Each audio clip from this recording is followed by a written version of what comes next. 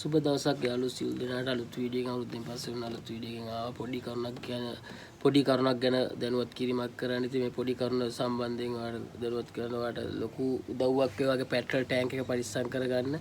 ඉතින් මේ මම අද කියන්න යන්නේ වගේ මේ ජල යටින් දිරන්න ගන්නවා පෙට්‍රල් ටැංක් සාමාන්‍ය CT100 ඩිස්කවරි ප්ලැටිනම් වගේ ඒවා ඉක්මනින්ම දිරන්න ගන්නවා යටින් ඇතුලෙන්. ඉතින් ඒකට හේතු වෙන්නේ සාමාන්‍යම ජල වාෂ්ප යට ඉතුරු වෙන්න නිසා. ඉතිවා බයික් එකක් ගත්තාම අලුතෙන් අපිට මේ කරාමයක් දීලා තියෙන ඔන් කරන්න ඔෆ් කරන්න රිසර්ව් එක තියෙනවා. ඉතින් බයික් එකක් පදින කෙනෙක් මේ සම්බන්ධ දැනුවත් විය යුතුයි. අනිවාර්ය රිසර්ව් එක මොකද්ද ඔන් එක මොකද්ද ඔෆ් එක පෙට්‍රල් ඔෆ් එක මොකද්ද කියලා.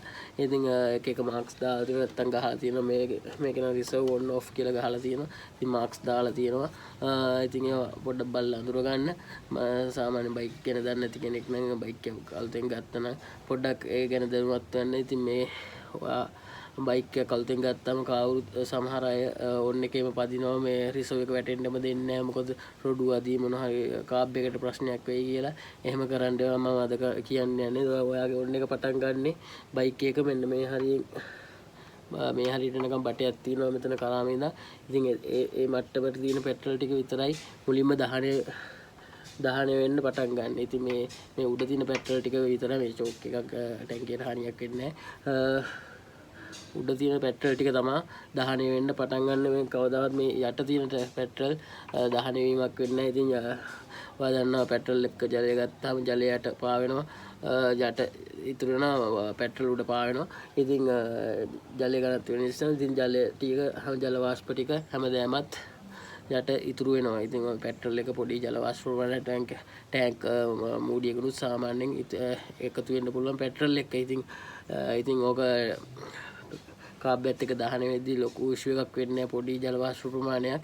ඉතින් කාලයත් එක්ක ඔයා ඔන්න එකේම පැදලා එකපාරට රිසර්ව් දාපු වෙලාවට ඉතින් ලොකු ජල වාෂ්ප ප්‍රමාණයක් යට තිබිලා මිස් එකක් එන්න පුළුවන් කාබ් එකේ. ඉතින් ඒක සාමාන්‍ය මිස් එකක් වෙන්න පුළුවන්. ඉතින් සාමාන්‍ය දෙයක්. ඉතින් එහෙම වුණොත් කාබ් එක සර්විස් කරලා එහෙම ගන්න වෙනවා. ඉතින් මේ කාබ් එක සර්විස් කරද්දි තුනත් බලන්න යට කප් එකේ ජල වාෂ්ප කිසි ප්‍රමාණයක් ඉතුරු වෙලා තියෙනවා. ඉතින් ඒ කියන්නේ පෙට්‍රල් එක අනිවාර්යෙන් ජල වාෂ්ප ප්‍රමාණයක් එනවා නැත්තේ නැහැ. ඉතින් ඒ ජල වාෂ්ප ඉතුරු වීමෙන් තමයි මේ ඇතුලෙන් මලකඩ බඳින්න වෙන්නේ පෙට්‍රල් ටැංක්ස්. ඉතින් ඔයා හොඳම දේ බයික් එකක් ෆුල් ටැංක් එකක් ගහපු වෙලාවට කිලෝමීටර් 30ක් 40ක් මේ රිසර්ව් එකට දාගෙන පැදලා පස්සේ ඔන්න එකට දාගන්න. එතකොට වෙන්නේ යට පෙට්‍රල් ටික මුලින්ම දහනය වෙලා පස්සේ තමයි උඩ පෙට්‍රල් ටික පිච්චෙන්න ගන්නෙ.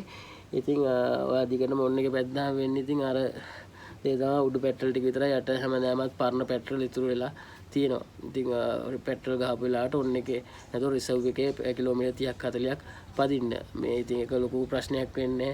ඉතින් මේ සාමාන්‍ය පොඩි ජල වාෂ්ප ප්‍රමාණයක් ඉතින් පෙට්‍රල් එක දහනය වෙලා යනවා. ඉතින් මේ කරුණ ගැන දැනුවත් වෙන්න තියවාගේ ටැංක් එකේ ඩියුරබිලිටි එක වැඩි කරගන්න පුළුවන්. ඇතුලේ මලකඩ බඳින එක අවම කරගන්න පුළුවන්. මේ දේ කරොත් එළියෙන් මලකඩ කරනවා වගේ ප්‍රශ්න තියෙනවා නම් ඇතුලෙන් සර්විස් කරනකොට ඔයිල් පාරක් කරලා ගන්න. ඉතින් ඔයාගේ ටැංක් එක පරිස්සම් කරගන්න පුළුවන්. ඉතින් පෙට්‍රල් ටැංක් පොඩි ගානේ සාමාන්‍යයෙන් මිල වෙනවා.